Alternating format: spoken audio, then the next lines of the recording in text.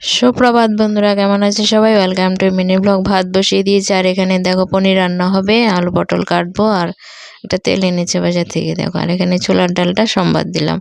তো আজ মনসা পূজা, তাই নিরামিষ রান্না বান্না। পটল কেটেছি ভাজার জন্য আর ডালটা দেখো হয়ে গেছে, নামিয়ে নিয়েছি। পটল ভাজাগুলি বসিয়ে দিলাম, এখন ঢাকা চাপা দিয়ে দেবো।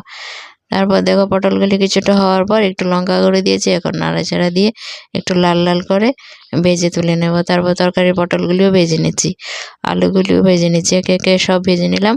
এই যে আলু ভাজা করে নিচ্ছি চাক করে, একটু লঙ্কা গুঁড়ো দিয়েছি, লাল লাল হয়েছে, বেশ খেতে ভালো হয়। পনিরগুলো ভাজলাম ভেজে। এই যে তরকারিটা সম্বাদ দিয়ে দিয়েছি, ঝোলটা এখন ফুটবে কিছুক্ষণ। তো তরকারিটা হয়ে আসছে, ঝোলটাও ফুটেছে, এখন নাড়াচাড়া দিয়ে জাস্ট নামিয়ে নেব।